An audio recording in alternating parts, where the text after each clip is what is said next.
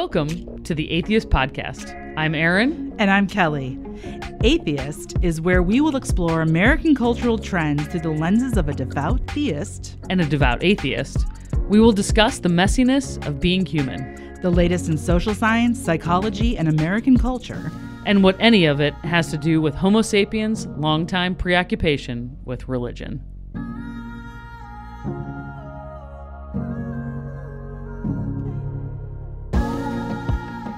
Hey, Kelley. Hey, Erin. How's it going? It's going good. I'm excited to talk about week 3 of our meditations. Yes, letting go, which I need to do today because my dogs ran out of the yard and they were running all over the place in the neighborhood, and I was screaming like a maniac, and they weren't coming. And I feel like the worst dog owner and the worst neighbor.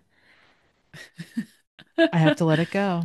Yeah, we're gonna be talking about people pleasing today, so I have to let go of my of my need to kind of feel like, I mean, nobody was out. Probably everybody is out at work right now, right?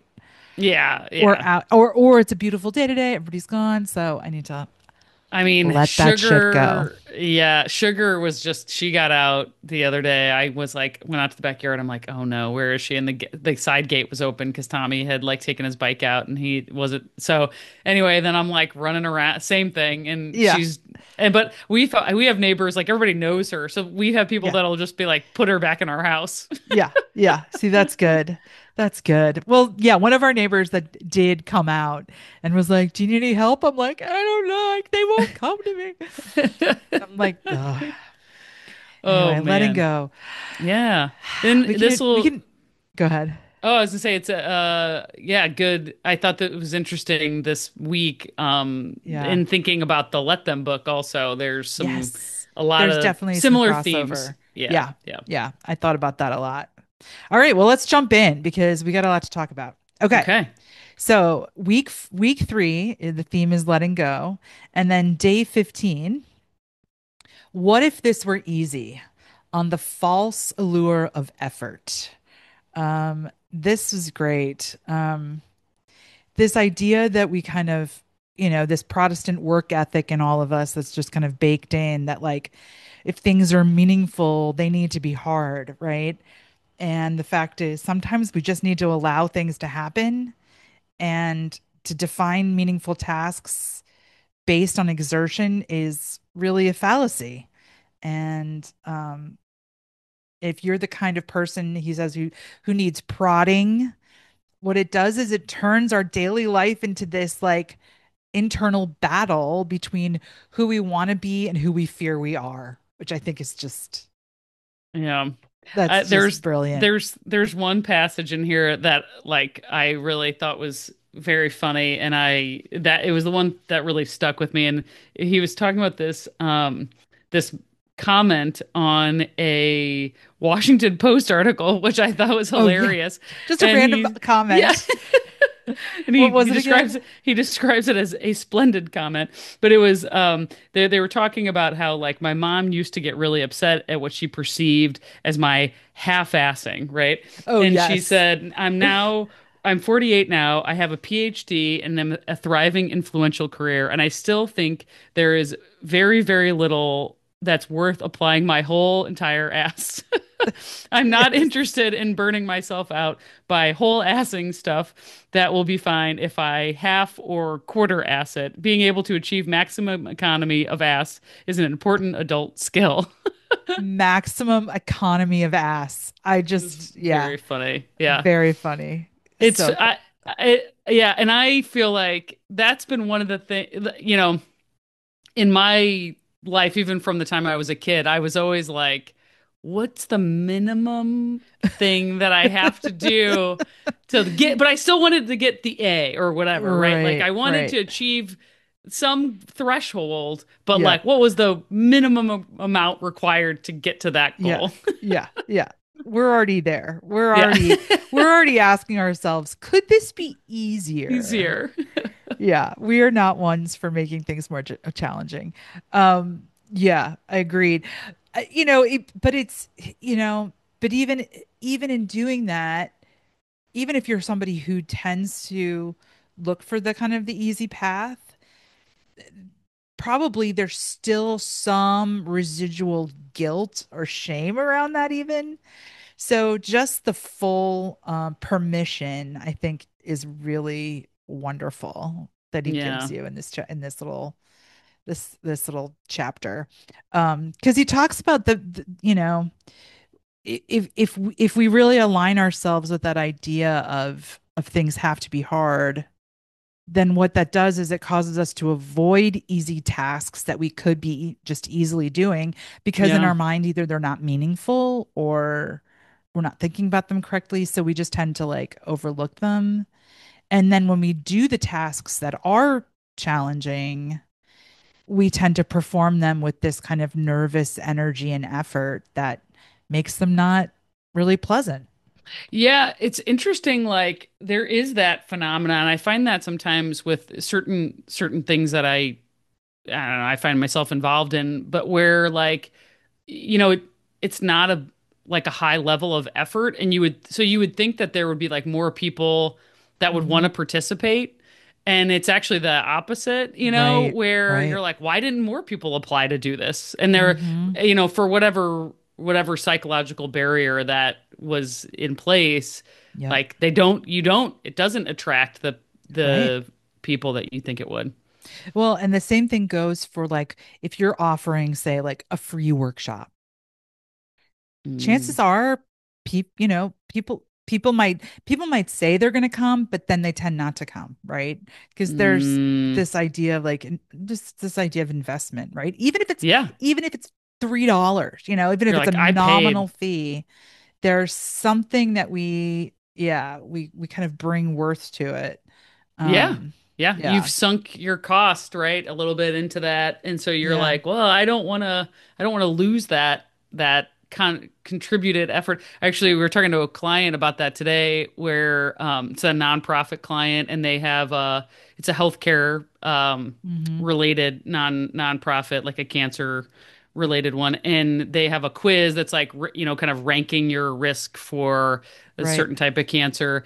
And so she was asking, like, should I ask for people's emails at the beginning of the survey or at the end of the quiz? I'm like, at the end. It's Yeah. like, because the way to get their results, because they're Yeah. like, oh, I've spent 2 minutes filling this out, and I guess I'll Yeah. give you my email. But if you I try and ask for it at the beginning, they're going to be like, no, thank you. No way, I'm not doing the thing. Right. Yeah. Exactly. Exactly. Yeah, the other thing he says in this chapter, which I think is good, is, the kind of the opposite of two is like it's also a fallacy for us to think that whatever takes a lot of effort must be meaningful.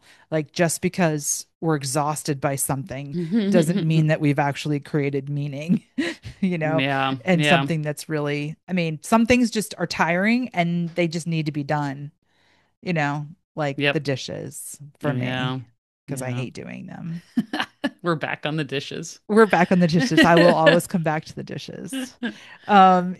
He quotes Elizabeth Gilbert, who says, "You have to be willing to let it be easy." I love Mm. that. And Hmm. then he quotes Tim Ferriss also, or he said, it's just a different way of saying this, like, what would this look like if it were easy? Mm. Hmm. Or if it were easier. Yeah. Yeah. Um, and that when we make things harder, we're kind of blocking our action that would have just flowed naturally. Like we will, I think in this week, one of the themes of letting go is trusting that you actually have good intentions and want to do well and want to work hard. And so you don't have to generate effort or worry or anything beyond what your natural, self wants to just exert. Yeah, yeah. He definitely comes at all of this too, having, read a couple of his books at this point. He is obviously he's got a strong inner critic that he is Yes. trying to tame. Yes. He's somebody that holds himself obviously with, at a high level, high bar for expectations, for what Yeah. he demands of himself. So, there's a lot of, and he's pretty open, transparent about that, like that Yeah. these are things that he struggles with, and so that's part of why he has to absorb Yeah. these messages. Yeah. And also he's a writer who, works freelance and doesn't have a 9 to 5, and so he's comes from privilege and stuff. So he does kind of talk about that too. Like, yeah, like some people's lives are just harder. You know, you're working in a Yeah. factory. How can you make this easier? Well, it's still going to be working in a factory. Yeah. Yeah. Yeah. But I mean, there's still a mind shift there too, I'm sure. Hmm. Um, something that I was trying to think when I was reading this chapter, like what's something that I've made easier in my life, like something that was hard, that was just creating. I was like, it doesn't have to be this easy, or it doesn't have to be this hard. Look at that Freudian slip right there. Um, and so a couple years ago, I was like, I hated cooking for holidays. I hated Mm. holidays because it ended up everybody else is sitting around drinking and I'm like cooking like a maniac, and then we eat for 15 minutes and then I have a whole thing, and then I have all this stuff to You gotta clean up. clean. And then it's just like, well, how is this fun? Yeah. How is this at all celebratory in any way? Like, I am just not that person. Yeah. And so I started, like, for Thanksgivings, I started ordering like the half cooked turkey from Whole Foods and like their prepped sides. And like, I'd go to a restaurant here and get their mac and cheese, and I'd go over here and get their, and I'm still Yeah. working to get Putting in everything, effort. like, I'm Yeah. putting in effort and I'm still actually, just the effort to get everything warm at the same time, Yeah. Yeah. Yeah. is that's enough for me, man. And but it's made it a lot easier. And even I've even kind of streamlined it, my kids are adults. So now I'm saying, okay, you know what? You bring this and you bring this and you bring this. And then I go, okay, what do I want to make? I do want to cook. I really like to cook. So I'm going to cook these two recipes that I really want to cook, and that's all I'm going to do. And then Yep. everybody else is bringing everything else. Yeah. And yeah, it's made it a lot more pleasant. Yeah. Hit the easy button, right? Hit the easy button. This is why I keep cheese always. Always. Because it's like, oh, I want to have people over. Done. Like Done. crackers, cheese, Yeah. olives. Done. Easy. It was so funny. We went to the store the other day and I bought like 4 boxes of like thin Triscuits. And I Oh, was the like, best. I feel like Erin right now. We're gonna have a surplus of thin I Triscuits. think there's 8 boxes in our basement right now. They're so good. They're so good. Okay, on to day 16. The reverse golden rule on not being your own worst enemy. Hmm. So this is about just being kinder to yourself. That most of us really lack self-compassion and that inner critic. And that reverse golden rule, he talks about it. He's quoting an author in this, but he says, it's not treating yourself in the punishing and poisonous ways that you would never treat anyone else. That it's Yeah. that was the point I was gonna make, which was like that if if you're in a situation um and the way that you're sort of treating yourself, if you reverse, like, put someone else in your space, right? It's like Yeah. if my friend came to me and said, I'm struggling with this or that, or I made this mistake, you wouldn't be like, you're the worst, You're a loser. No one's ever going to want to listen to you.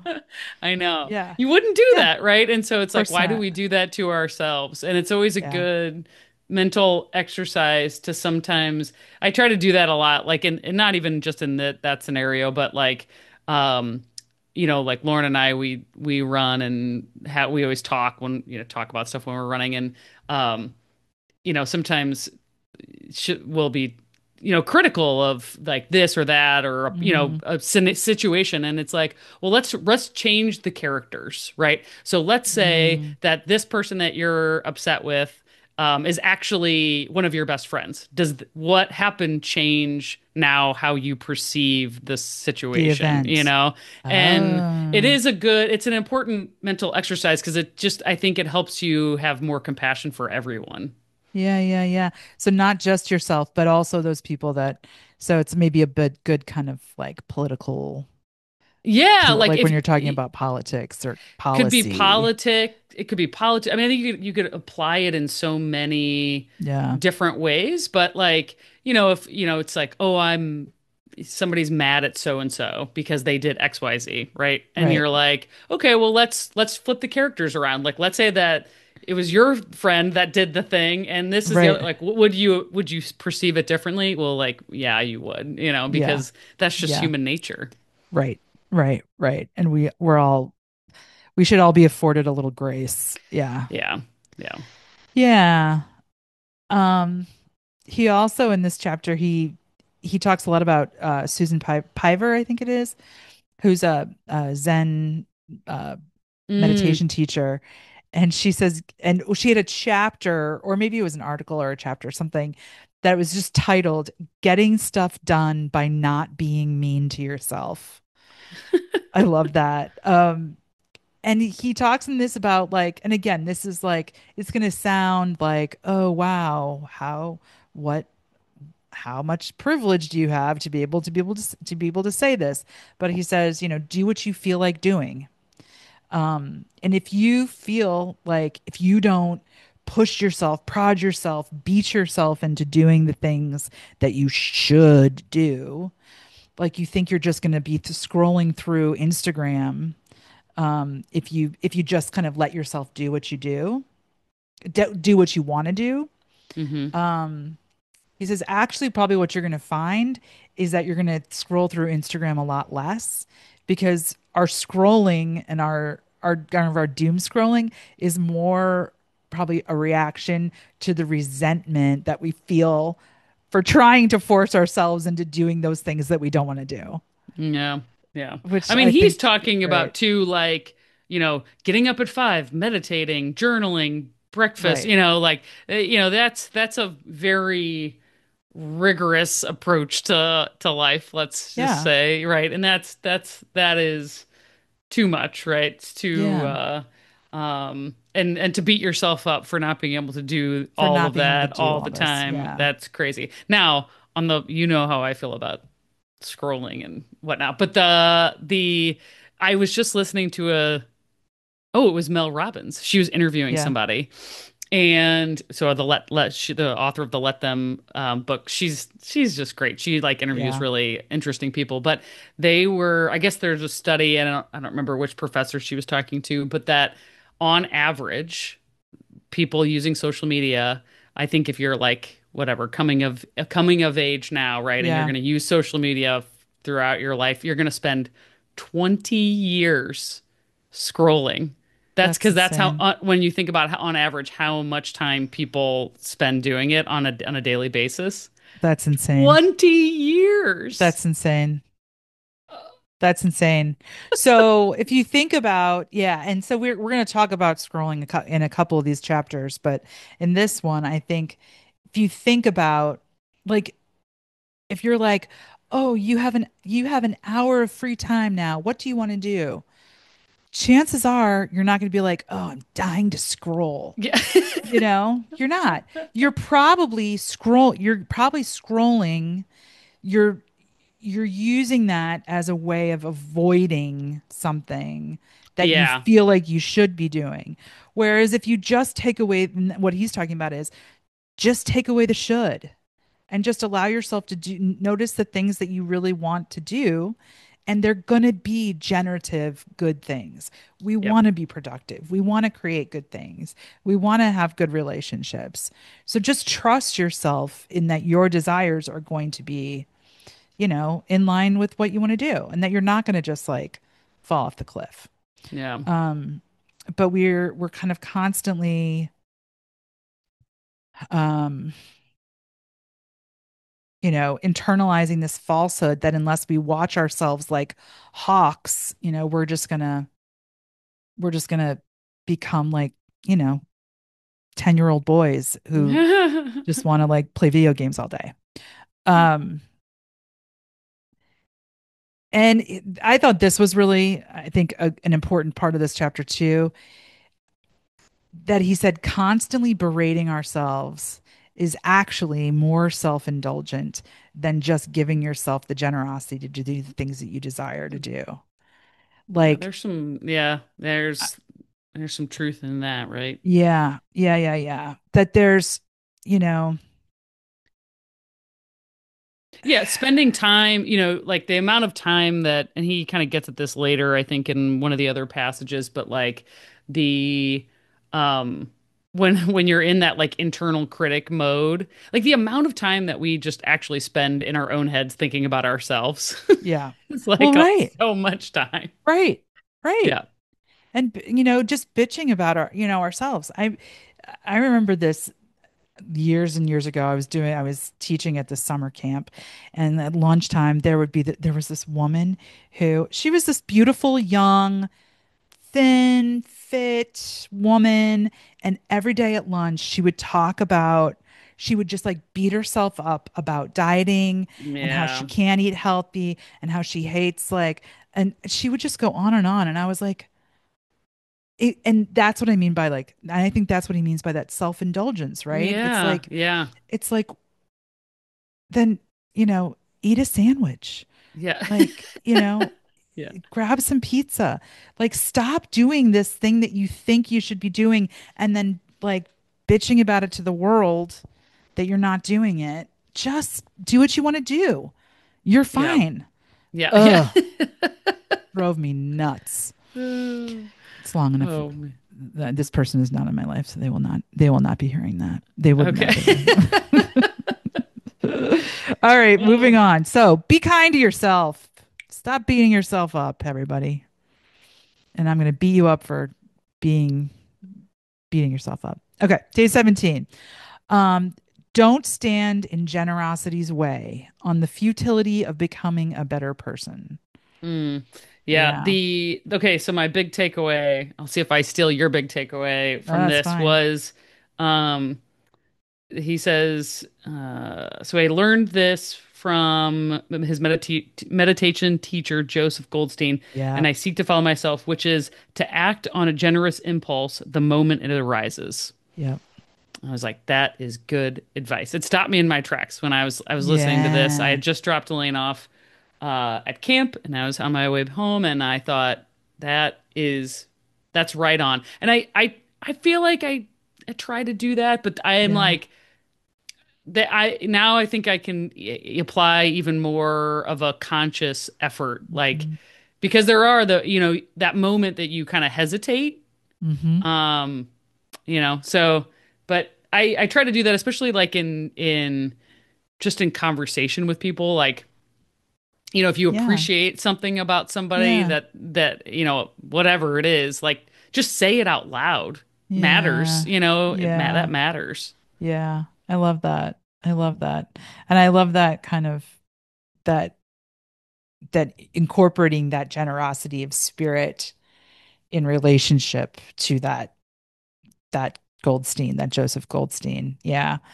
Cause yeah, he's, act on that impulse when it arises, because often we're trying to optimize our generosity. And Mm-hmm. so by optimizing it, we tend to never get there, right? Or not get Yeah. there very much. Or we think, and that's the futility of becoming a better person.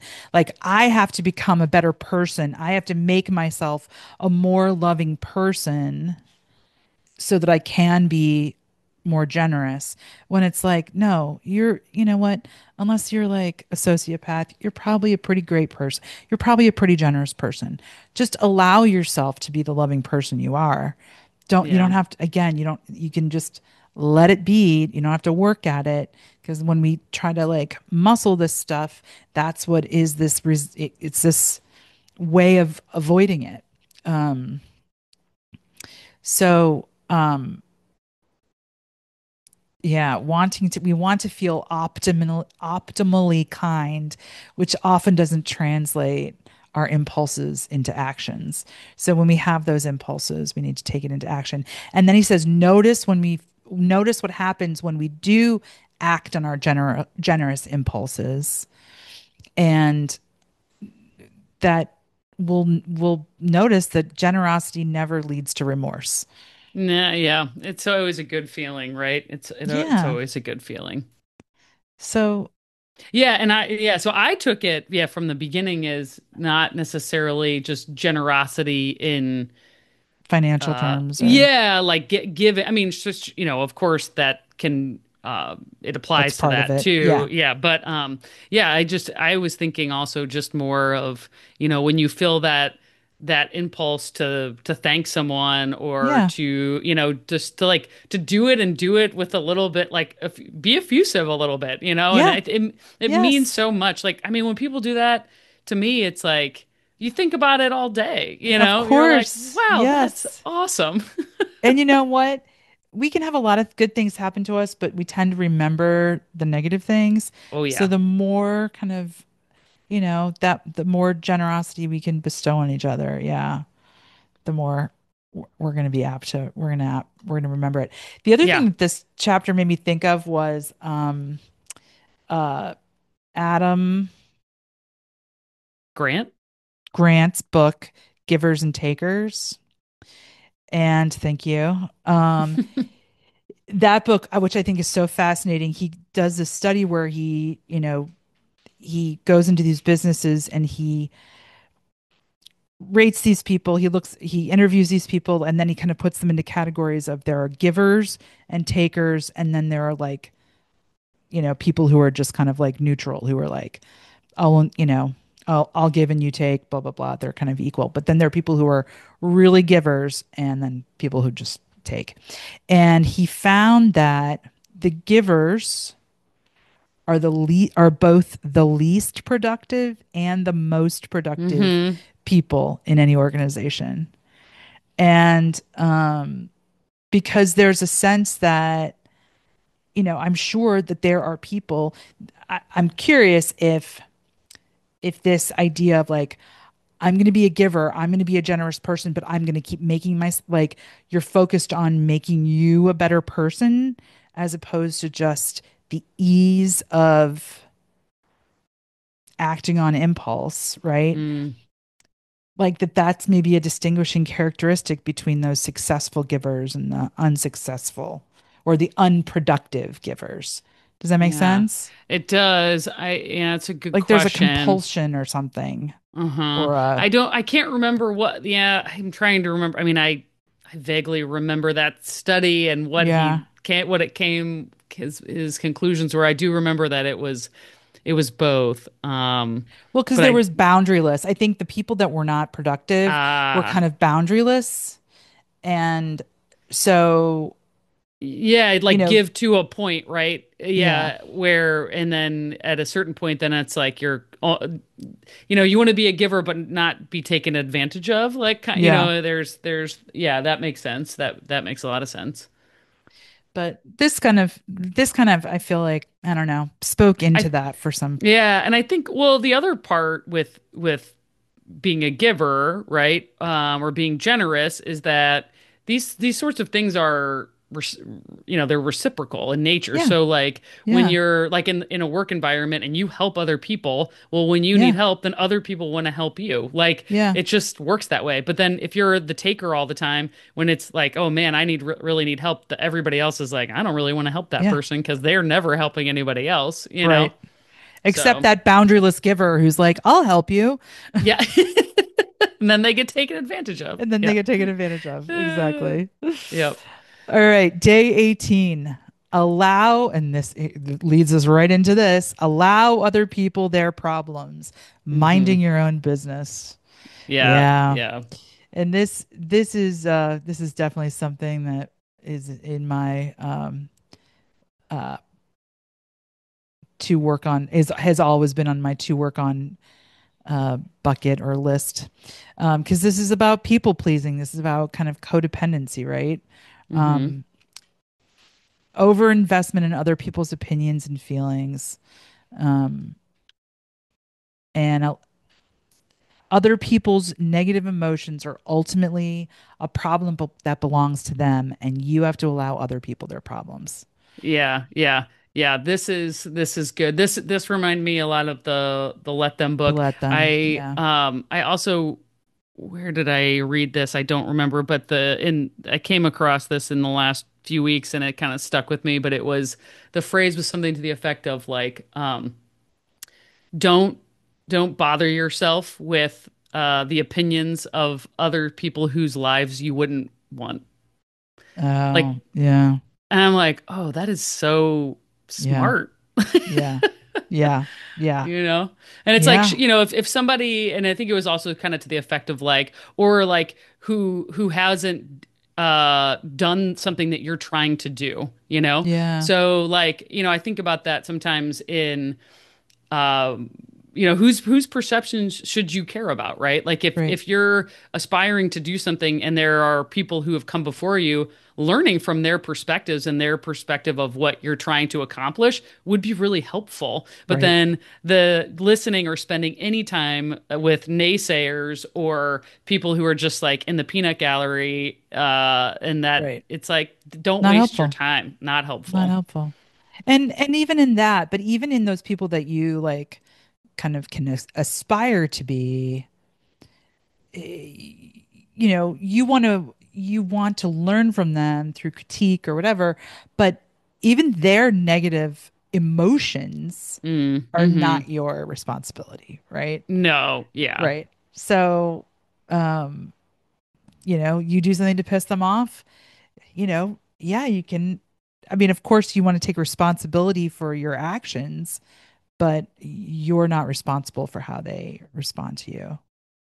Um, and honestly, most people that you think are mad or frustrated with you probably aren't because they Yeah. have their own problems and they're thinking about themselves. 100%. Yeah. Right. Yeah. I think he says that as well. Yeah. Right. Yeah. Yeah. Yep. And yeah, and he talks about this isn't a kind of a rule to be a jerk to other people and not responsible for other people's feelings. But he says it's just a fool's errand to wait kind of to feel good until well, he doesn't, I'm not quoting him here, but to feel it's a fool that waits to feel good until other people feel good. Like Yeah. that's the definition of codependency. Yeah. Yeah. It's interesting. I do think this is something that I feel like I had much more people pleasing tendencies as a younger Yeah, person. person. And I think it's just age, experience, Yeah. probably Same. learning, things like this, reading books like this, or Mm-hmm. listening to this kind of thinking. But yeah, that I've been able to really like change that about, Yeah. or reorient those feelings, and it is it's an unlock once you can kind of move through that. Yeah, it is an unlock. I agree. I agree. I mean, yeah, I feel like it's a threshold you kind of move through, and it's not like you don't, you know, still go back and struggle with it at times, but you're never back there. I Yeah, do, I yeah. do think you move through that space. Yeah, it's a hard, because it is like there is a strength there. Right before we started, I came on and I was telling Kelley that I just had interviewed this woman that I really liked, and that's the thing. And I always talk with Ed, who's one of the partners where I work, because him and I both we like people. People. And so then it's the one thing that is hard about hiring is that I want to like everyone, Yeah. and you want every person to sort of be the right fit, but then you have to like kind of use that muscle of discernment to say Yeah. like, okay, well, and Yeah. so you kind of have to deploy strategies to like make the right choice, so Yeah. but it is innate, like there is an innate sense of like, wanting To to make like people others. happy. Yeah, Yeah. yeah, yeah. Of course. Yeah. Wanting, um, and and that's why, but that's why also, in allowing people their problems, you're also honoring them, right? Mm-hmm. Oh yeah. And um there's he talks about that by people pleasing, if our goal is really only to please people, then that can often feel really patronizing and manipulative. Um, and we want to, it's much more honoring just to let them feel what they feel, and for us to kind of feel what feel what we feel. He talks about an editor who would like give him, ask him if you want to do a job or something. And he would put off saying no. And she was finally like, look, saying no to something right away is helpful for everyone. Yes. Yes. And that was the thing that stopped me in my tracks, Mm. because I will do that often. If somebody like asks me to do something, asks me to do a project, it's like part of me wants to do it, right?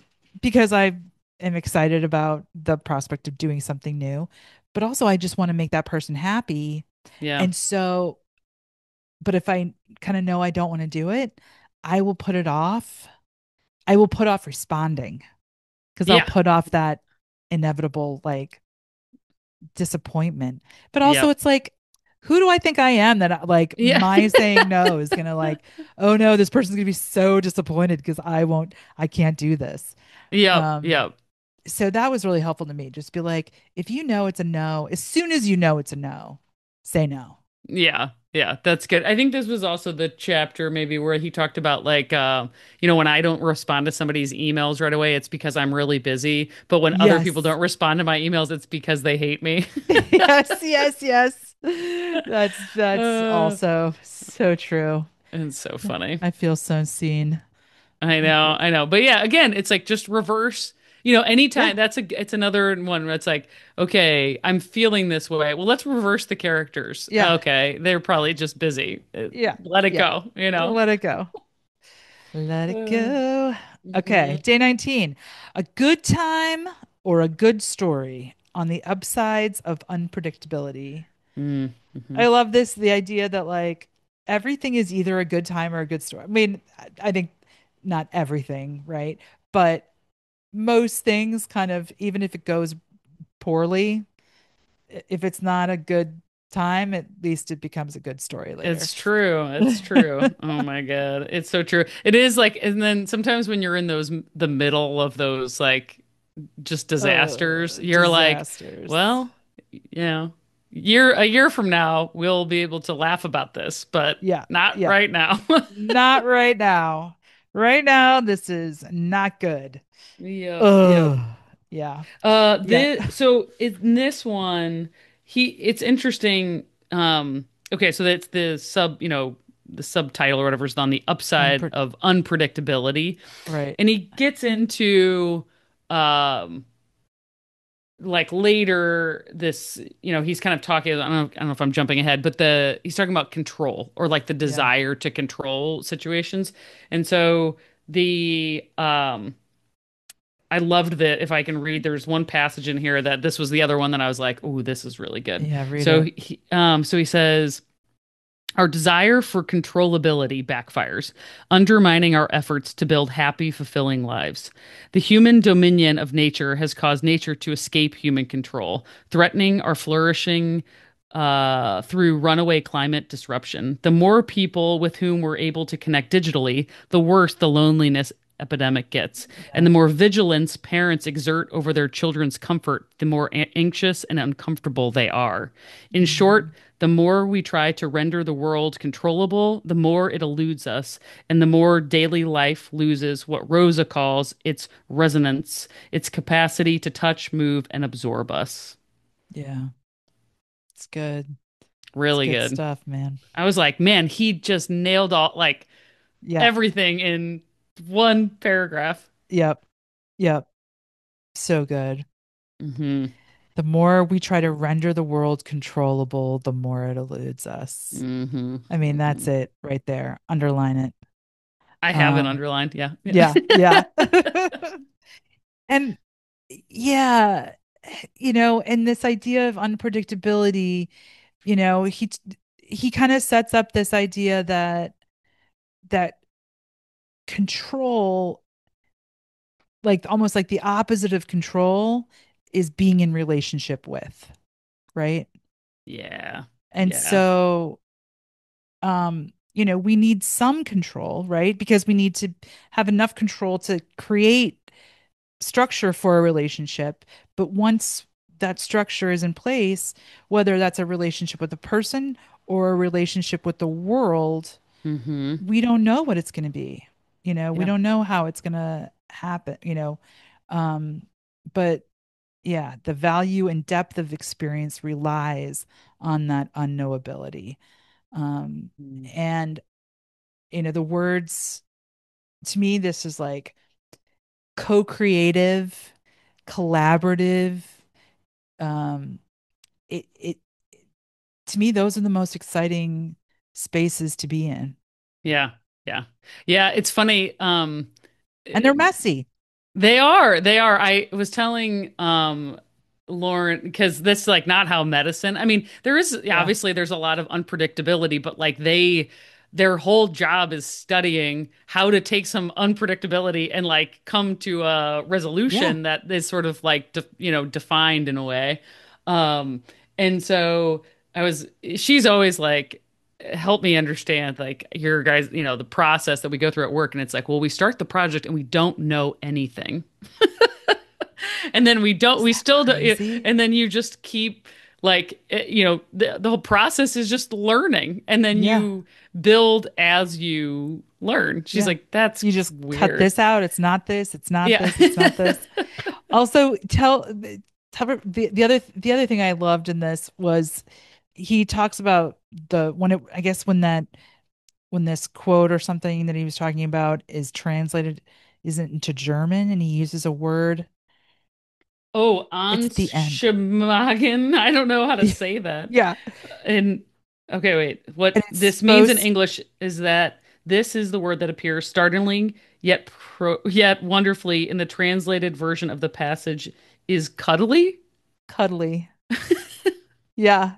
Which I love that, right? Yeah, Like yeah, that's the space we want to that's that co-creative collaborative space yeah, where we're in relationship. We're cuddly. yeah, We're like, I love that. yeah. That's I cute. love That's that. cute. Yeah. Okay. That's a good chapter. They're Yeah, all good, but yeah, I like that one a lot. I thought that was good. all right, day 20. Set a quantity goal on firing your inner quality controller. Yeah, this was similar, kind of evoked. I don't remember which week it was, but the message earlier, which is like that perfection, like kind of getting, like letting Yeah. go of perfectionism. Yep. It's I encounter lots of people that struggle with this. Yeah. That like and but yeah, sometimes it's just like quantity has a quality on its own is sort of one of Yeah. the quotes that he has on there. But there is a certain level of just like output is productive, and in the output you're going to learn, and then you're going to be able to refine and make things better. But like you have to kind of let go of trying to make every little thing perfect because it's just going to hold you back. Yeah.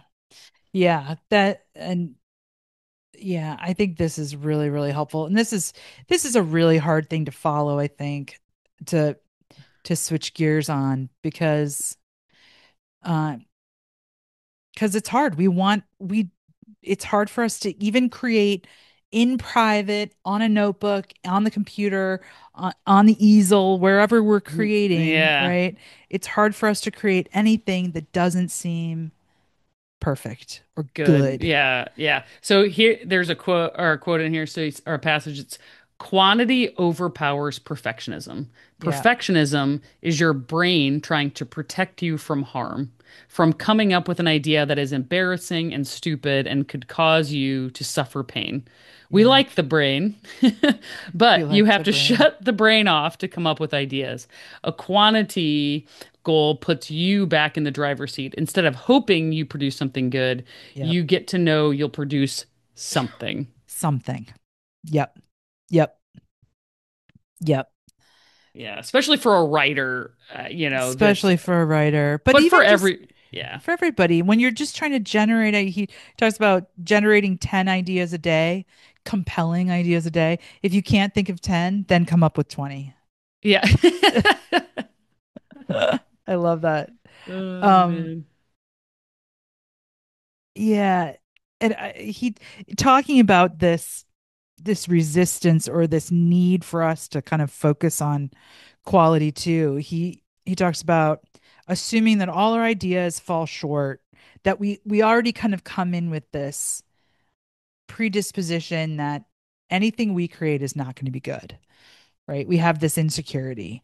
And so before we even get it out of ourselves, we have this inner gatekeeper, and it has to pass through the inner gatekeeper before we can get it on the page or out in the, atmosphere.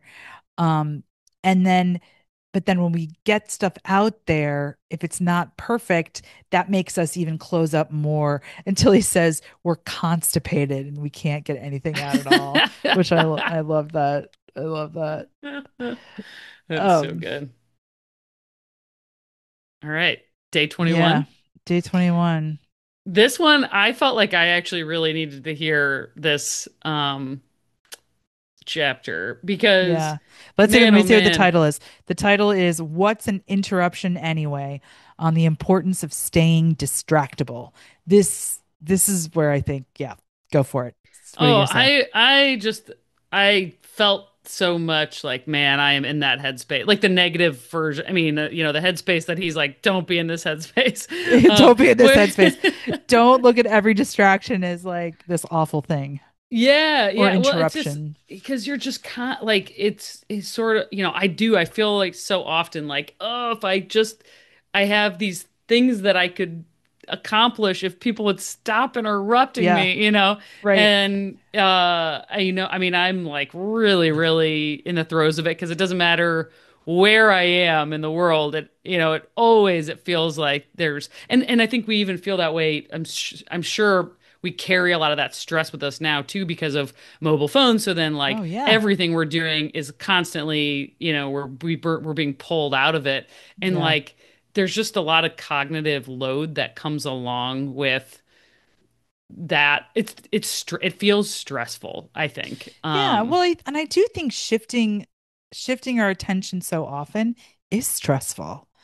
Um, but I think to his point, when you try to control those interruptions, Yeah. they make interruptions feel worse than they need to be, and they cause more things to get defined as interruptions. Yep. And Yep. he gives the example of his son like coming into his office to like tell him how excited he is about the school play, and is he going to treat that as an interruption, or is he going Yeah. to be able to shift his attention easily and give him his attention and let that be a moment of like joy between him and his son? Mm-hmm. um and I think it's we do not have that shift of attention. That easy shift of attention is a skill, right? Yeah. And we don't have it. Yeah. I We don't have mean, it. Like we yeah. don't practice it. And it's not about like, oh, something shiny over here, something shiny over here. That's distractibility. That's not, that's like you allowing your attention to be distracted, which I think this was really interesting. He talks about digital distractions aren't necessarily about keeping us distracted, but focusing our attention in a way that's too fixated on one thing to leave us from that state of open awareness. So that's what he's talking about, right? Like staying distractible is staying in a space of open awareness where we can shift our attention easily from one thing to another as we need to. Not that we don't have boundaries, but that we that there's ease, and we're not making things more difficult than they need to be. And yeah, there was another line in here. It was sort of like to give. someone your undivided attention while telling Yeah. them you don't have time right now is far more pleasant for all those involved than attempting Yeah. to keep part of your focus on whatever it is you were just doing. Yeah. That I think that was the thing that really kind of struck me, and it's like that's what I feel like I do a lot, right? Where Yeah. I'm trying to focus on something and then I'm being pulled out, and as opposed to just being like, okay, I will be pulled out for a Hmm. little bit and then I'll come back to it. I'm trying to do both, and I think that's part Yes. of what feels very it just feels stressful, like and filled Yes. with tension. And I think that's how we've kind of just defined distractible, right? Like we're distractible in that we let something take our attention and like divide our attention. Hmm. Whereas what he's saying is, I think, I think he's talking about shifting it and being fully in one space and either and with ease and allowing it and not being frustrated by it, Yeah. or going there and saying, yeah, you know what? I hear you right now. I really want to talk to you about this, but you need to give me 10 minutes to finish this thing I'm doing. And then you can shift back. Yeah. Um, Yep. because he talks about, he also says in this, that the fixity of attention isn't our baseline. Um, so we are not people with fixed attention spans. We are actually people, human beings have an open awareness. And that open awareness is really what cultivates creativity, cultivates, that kind of, uh, letting your mind wander and kind of dreaming about ideas where we get like novel ideas and things. Um, but when we try to set up like, he talks about like time boxing, right? And when we try to, again, over control so as to avoid any distractions, he says we're kind of implying that we are somehow omniscient and that we're going to know in advance what we need, Hmm. from this day. And the fact is, and he kind of, I mean, this is a little mystical for him, maybe, but that leaving things open for distractibility allows for things to happen that are, exciting and joyful and bringing us down like a really, oh, he says this, we lose our grip on our plans for the day and find ourselves tumbling into life. That was I was gonna end with that. That's Yeah, it's so yeah. good. Yep. Yep. It's that. Yep. Like let it go. Just let it go. Yeah. Tumble into life. Yeah. Mm. Well, Is so that what do it? you Oh, that's it. that's it. We got Tumbling it. into life. Hmm. And then we'll tumble into the week 4 next time we meet, which is Yeah. on showing up, which I haven't Oh, yeah. read it yet, but I'm excited too. So I'm a big believer in showing up. Yes, absolutely. Absolutely. Well, this was fun, Aaron. Yeah, Thanks. it's a ton of fun. Thanks for, leading the discussions. Much Oh, sure, appreciated. sure. Sure, sure. I need to have my notes or I'm gonna be lost. This brain doesn't hold everything. Um, all right. I hope you have a great weekend. You I got hope any you do too. plans? Yeah, we're headed to Wisconsin. We're driving Ooh, tomorrow, so I'll be nice. tumbling up Tumbling in north. up north. I'm going to Yeah. be tumbling down south to Lesterville to Wilderness Lodge. Oh, I'm oh, gonna. Have you been we're to going Wilderness? there. Yes, When are I've you been there going? many times. Have you? Yeah, that I take the boys on a float trip. This is the dad's float trip that I go on. Oh, nice. Oh, nice. I love it. Yeah, so I've never been to Wilderness Lodge, but we're going and we're bringing the dogs, and the dogs are gonna go kayaking for the first time. So super Oh, excited. very I'm a little fun. nervous about that, but it'll be fun. It's gonna be great. It's gonna be great. Well, the Wilderness Lodge, just so you know, it do not expect very fancy things. It No, is like no, just one step above sleeping outside. So, great. but that's what I like. It's like I need a bed and a shower, and That's it. AC is nice. So, Yeah, but that's all yeah, we it's a need. ton of fun. You're gonna enjoy it. I'm excited. All right. Well, I'll catch you soon. Okay. Bye. Bye.